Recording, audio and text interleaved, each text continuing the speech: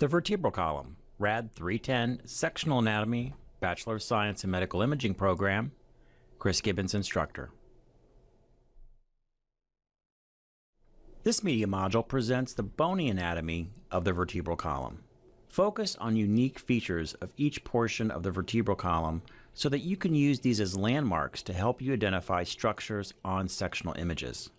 Sectional imaging is used to examine the vertebral column for a variety of reasons, including trauma, degenerative diseases, and neoplasms.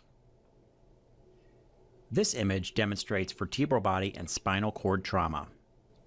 Image A is an axial CT section of C4 demonstrating multiple fracture lines through the vertebral body and posterior elements.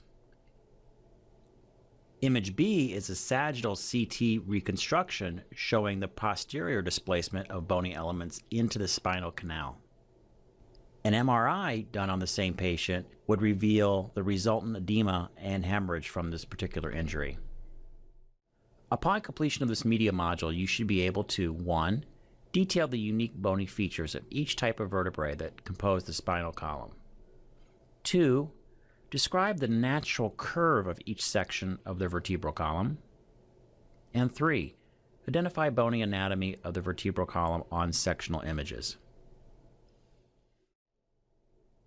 At this point within your education and career, you should be familiar with the bony anatomy of the cervical vertebra, but it never hurts to review. In this section, we're going to provide a brief review of the cervical vertebra. There are 7 cervical vertebrae that have a natural lordotic curve when viewed from the lateral perspective. The unique features of the cervical vertebrae are the transverse foramen and the bifid spinous processes. C1 and C2, the atlas and the axis, are quite unique in their anatomy to allow for the articulation with the cranium and with each other to allow the head to rotate. In all of the vertebrae, the vertebral foramen provides for the passage of the spinal cord, while the intervertebral foramen, formed by the articulations of the vertebrae, transmit the spinal nerves and peripheral nervous system.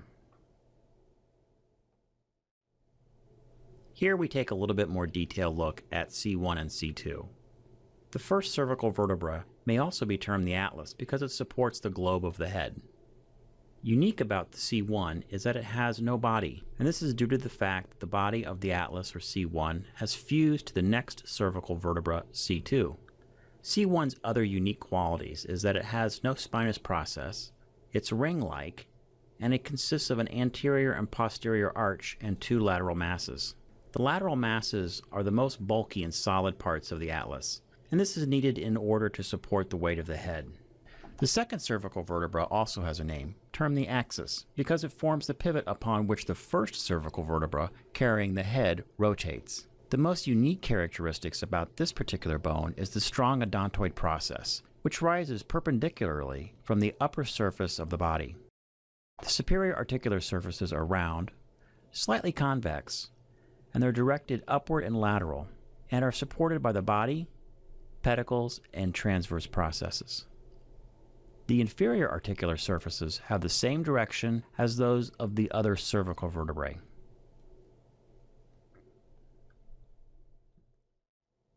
Moving to the thoracic portion of the vertebral column, we have the thoracic vertebrae with their natural kyphotic curve. There are 12 thoracic vertebrae, and what's unique about them is that they have facets on each side for articulation with the ribs. Here's a close-up view of the thoracic vertebrae. What's nice about this slide is that it shows the relationship with the vertebral column and the spinal cord. Also, there's some nice images of the facets for the articulation with the ribs. Demonstrated well are the demifacets and facets for, again, articulation with the ribs. Also highlighted very well are some of the structures of the spinal cord. We have the pia mater, or maybe simply referred to as the pia, and that's that delicate innermost layer of the meninges, the membrane again surrounding the spinal cord, and as you may recall from the previous chapters, that the pia mater functions to cover and to protect the central nervous system. We have the subarachnoid space, that space between the arachnoid and the pia through which the cerebral spinal fluid circulates. We have the arachnoid, which is that middle layer. Again, it's situated between the dura mater and the pia. It has tiny fibers that extend off the arachnoid membrane to attach to the pia mater. The arachnoid, or spider-like, that's where it gets its name, is that these small fibers resemble a spider's web. And then also on here we have a nice demonstration of the dura mater, or simply the dura, which is that thick outermost layers of the meninges that surrounds the spinal cord. Moving our way down inferior from the thoracic vertebra, we have the lumbar vertebra. There are 5 lumbar vertebrae, and they form a normal lordotic curve. The lumbar region tends to be imaged more than all the other portions of the vertebral column because of the amount of weight borne on this particular region. Degenerative and traumatic injuries to the lumbar intervertebral discs are very common and cause a great deal of pain to our patients in their backs and lower limbs. And finally, we have the bottom of the vertebral column that is comprised of the sacrum and the coccyx. It has a natural kyphotic curve that is concave facing forward. In the sacrum, these bones begin as separate segments. There are usually 5, and they usually fuse between the ages of 16 and 18 and are completely fused by the age of 34.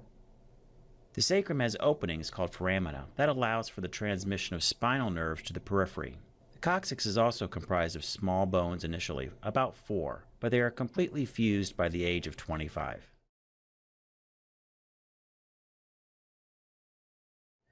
This is an axial CT of the cervical vertebra, demonstrating one of those unique bony features of this portion of the spine.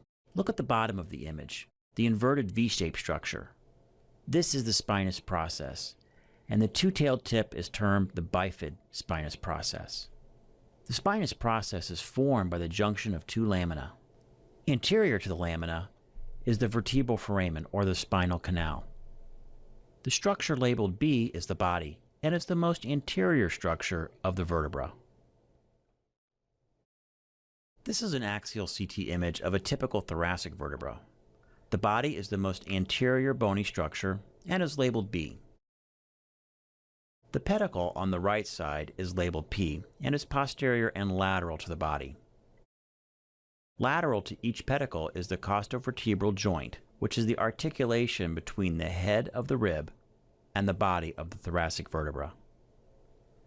Ribs can be seen extending laterally from this joint.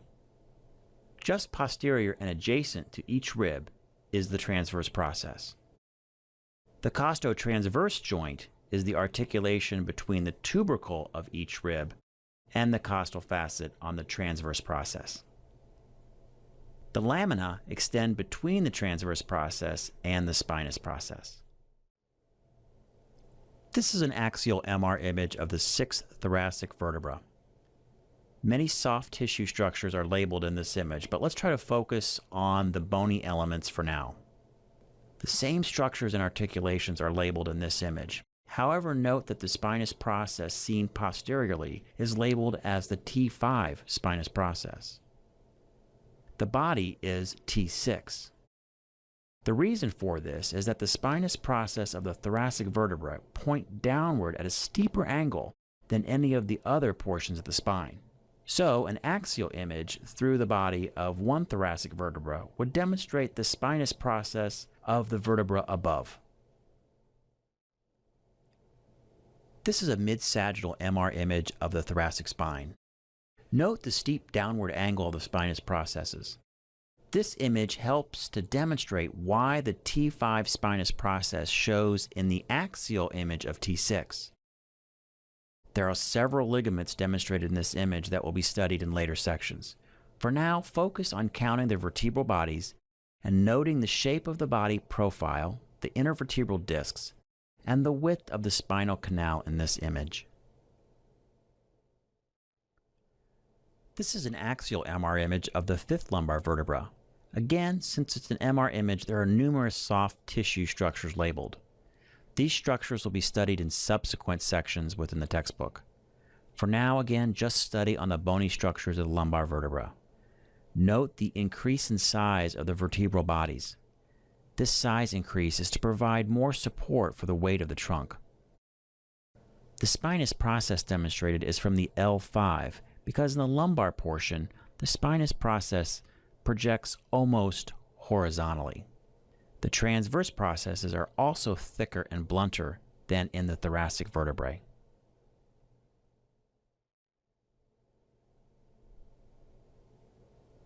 In our last image review, this is a mid-sagittal MR image of the lumbar portion of the vertebral column.